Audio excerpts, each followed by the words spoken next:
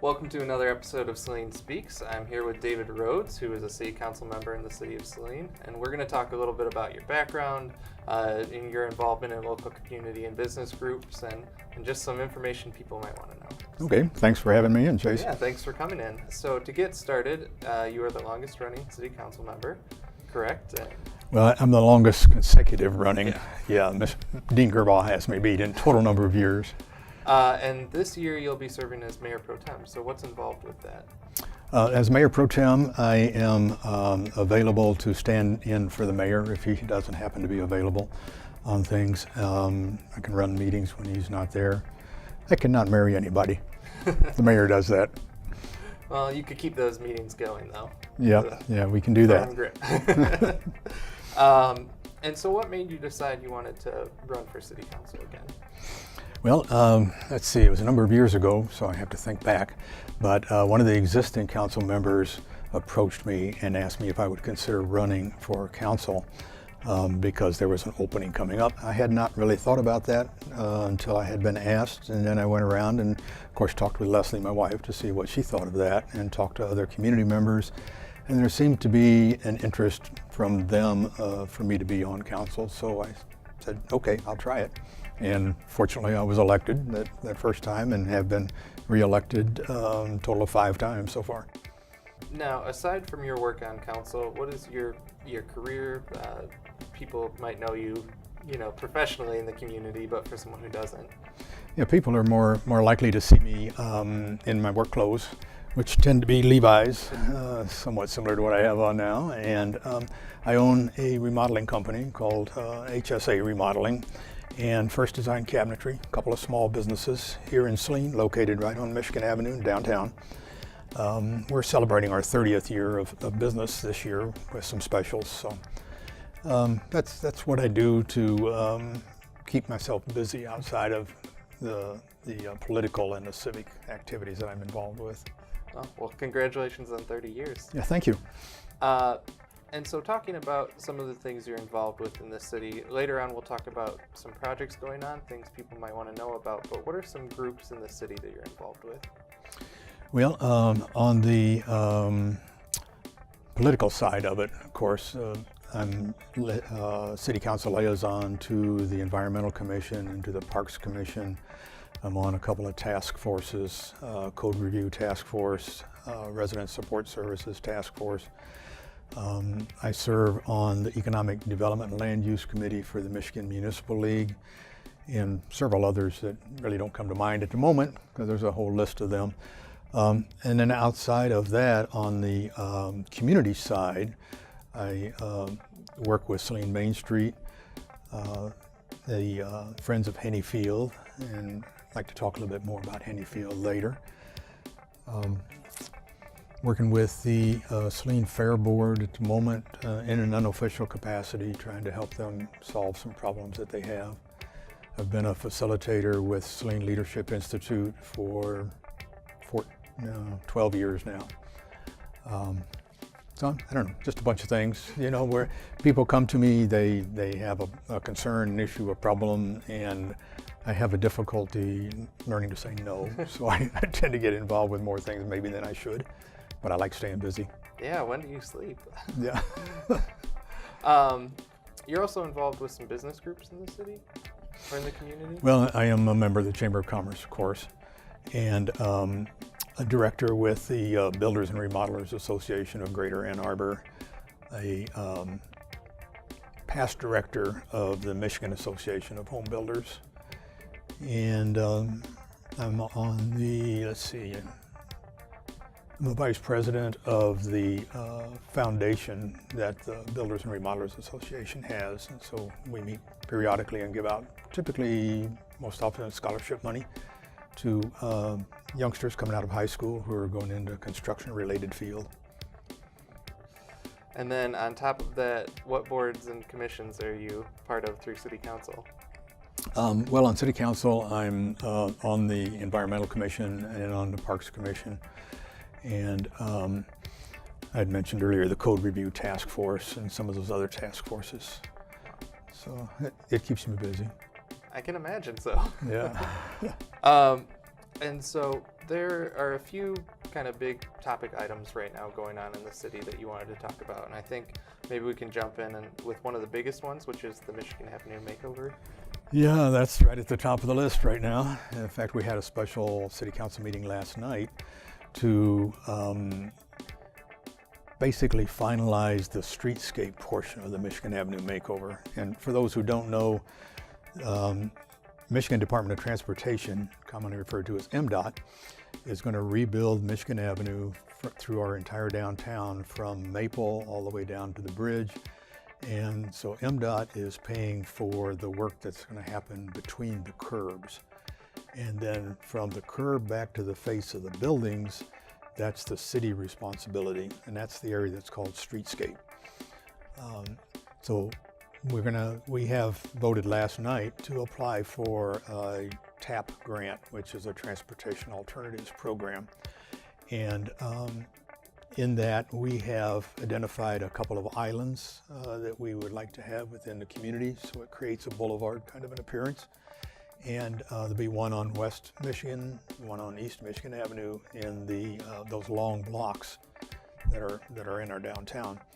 And in those islands, if MDOT approves it, we're going to have what's called a mid-block crosswalk. So it would give people an opportunity to cross over from one side of Michigan Avenue to the other without having to necessarily walk down to a traffic light and then walk over. And so at these mid-block crosswalks, because there's the island down the center, people only have to be concerned about 2 lanes of traffic coming in one direction, and they enter the island area, which is a pedestrian safe spot for them, and they watch for the next 2 lanes of traffic to come over. Much, much safer than crossing, for instance, down at Lewis Street, where there's a striped crosswalk, but you have to watch for traffic, 4 lanes of traffic in total coming from 2 different directions, plus people turning on and off of Lewis Street, and people turning on and in and out of the various driveways in that area. So we're hopeful that MDOT will approve those mid-block crosswalks. We also are looking at the merge lanes down on the west end of Michigan Avenue, where you go from 4 down to 2 before you cross the bridge. And that's a very busy little area and not very safe for either drivers or pedestrians. And so we're going to look at the possibility of moving those merge lanes closer to the Monroe Street intersection to give people more time to merge where they want to be. And then hopefully that will let us put in a small pedestrian safety island right down by the bridge, because people who are down there in the parks, they cross Michigan Avenue there. And that's really dangerous because there's so many things going on. Drivers are distracted. The other thing that we voted on last night was to request funds to move our pedestrian lighting, which is the decorative light poles downtown, the entire length of Michigan Avenue that's being reconstructed. So if it's approved, then we would have those decorative light poles for pedestrian lighting all the way from Maple down to the bridge. And it'll make it much safer for people to walk in the evenings. And, we want to be a walkable, pedestrian-friendly community. It will also, I believe, help people who aren't familiar with Saline have the perception and then eventually the reality that our town is, in fact, larger than just those 2 downtown blocks. Definitely. So that's what we're working on. And you mentioned to make Saline more walkable, but that's in addition to everything going on with the Michigan Avenue makeover, there's other projects that the city is pursuing to make the city more walkable, correct?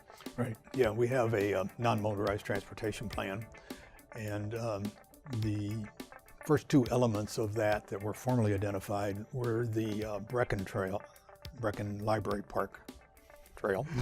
Gotta use the right name. Gotta get all that in there. I'm in trouble when I get home.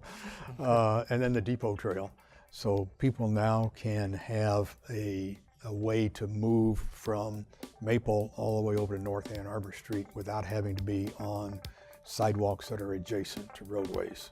So it's a much quieter, more pleasant way to traverse the city. And so eventually we want to have a ring around the whole community. And considering that our downtown would be like the hub of a wheel, and we would have spokes going out to this ring around the community, have also begun very preliminarily, unofficially, discussions with York Township about the possibility of a non-motorized path from Saline down to Milan. Oh, wow. There's a fair number of bicyclists who do the Saline-Milan route right now, and that's really a hazardous thing also. There's no paved shoulder, so they're actually in the roadway. Pittsfield Township has put in some non-motorized paths, so it's possible to move from the Saline city limits into Ann Arbor on non-motorized dedicated bicycle lanes. And we hope to get more of those. And it's good for business. You know, people who are riding their bicycles are much more apt to notice what's in the stores and take the opportunity to stop, because it's easier to stop and park your bike there and go in and buy something or have a drink or whatever.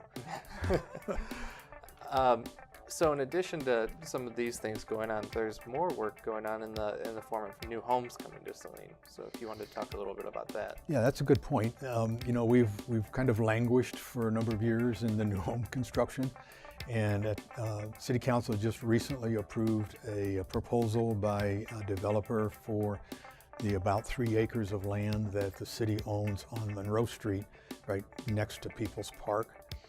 And there'll be some single-story homes that will go in there of a different design than what we typically have seen in the city. And I was pleased to see that, because I think that we need more diversity of residences in our community, so we bring in more diversity of people. And these one-story homes, I think, should appeal to both older folks and young people. So, and being right next to People's Park, you want to be happy there. Seldom do you have a park in your backyard. Yeah, and so the idea, like you mentioned, is not only to cater to maybe an existing demographic, but also to bring in some new young families, people to kind of revitalize the schools too. So. Yep, we need to do that. Speaking of schools, Houghton School property has been sold, and a developer's underway there with plans to come before the Planning Commission for final approval to put in 31 homes. And those will be probably the more traditional style of home, set up to appeal to families with children, so we can continue to feed young children into the school system. Definitely. Now, earlier in the show, we talked about Hennyfield and how you're involved with the group, the nonprofit with Hennyfield. Did you want to talk a little bit more about that? Yeah, thank you. We have a nonprofit group called Friends of Hennyfield. Hennyfield, for those who don't know, is a large parcel of land right in our downtown area, just 1 block off of Michigan Avenue, that was donated to the schools in 1947 by the Henny family, and that's hence its name, Hennyfield. And it was donated to the schools for recreational or educational purposes. And if it's not used for those purposes, it reverts back to the Henny family. And so that's a site that's not going to get developed into homesteads. A number of years ago, we began to improve Hennyfield. It was an underused, rocky, not very well maintained open area. And so under the current status, it has 2 softball fields, Little League fields. It has off-street parking. It has a path that goes around the perimeter of Hennyfield, and has some lighting and electrical and a large decorative clock. We just reconvened earlier this week the Friends of Hennyfield group, and we're going to embark on some fundraising in order to put lighting and electrical around the rest of the path, so that Hennyfield would be amenable to use for various events. Right now, you know, there's no lighting down there in the evening, and so you couldn't have an event that would run past dusk, which happens really early right now. Yeah. And the cost to do the electrical and the lighting and LED lights around the rest of the pathway is $95,000. We have $10,000 grant from CARES. The Friends of Hennyfield has about $5,400 in its account, private donations over the last few years. And then the Debtor Family Foundation has contributed another $5,000. So we're starting out with a good base of funds. And then I'm going to talk with Washtenaw County Parks and Rec to see if they would contribute some funding towards that particular project. And then there's a new fundraising, part of crowdfunding under the Michigan Economic Development Corporation, MEDC, called Patronicity.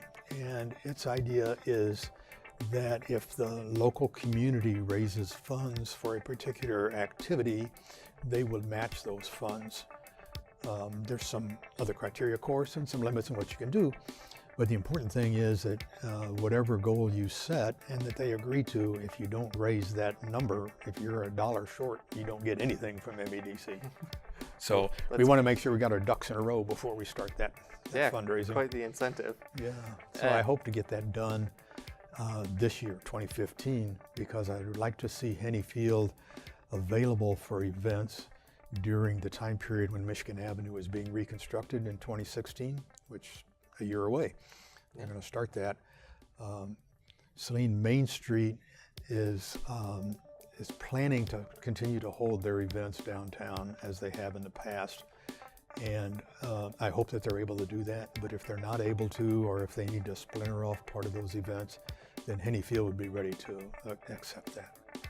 And just jumping back on that a little bit to the Michigan Avenue makeover, at least from what I've heard, the plan is for life to go uninterrupted and as much as possible. Yeah, as much as possible. It will be interrupted. It'll be different, and it'll be a struggle for some folks, but it'll be great when it's done. Now, did you want to talk about your work with the Environmental Commission anymore? Sure. The Environmental Commission is a very active group. They have created, with your assistance, some public service announcements, and those run periodically on Channel 18, and we're very grateful for that. We also staff booths at various events and hand out literature. We're at the farmers market at least once a month, and we have rain barrels available. The components of rain barrels are available. And then we can work with people to complete them, to put in the various attachments and things, and that kind of thing helps not only reduce the individual's water use, but it also reduces the amount of runoff from our residences and our buildings that go into the storm sewers and then goes down into the river. Well, I think before we kind of wrap things up, I want to mention this here because if anyone doesn't know and can't tell from how many things you're involved with, you've been honored quite a few times. So, Saline Citizen of the Year 2004, HBAWC Community Service Award 2004 and 2006, HBAWC Builder of the Year Award 2007, George A. Anderson Vision Award 2010, and MAHB Remodeler of the Year Award 2011. So. Yeah. Probably even less than you deserve for all the work you do in the community. Before we wrap up, is there anything, if you wanted to get out your email address or contact information for everyone at home? Sure. Anyone who wants to contact me, whether it's on city activities or anything else that I could help with, I have my personal email is david@hsa-remodel.com. My city email box is drhoads, RHOADS, @cityofsaline.org. Yeah, as it says back there. And my cell phone number is 734-216-7473. Okay. Well, I really appreciate you coming in and talking with us, and hopefully people watching get a little bit better taste for who you are and get to know you a little bit better through this. Yeah, I hope so too. Thank you very much for having me in. Thank you.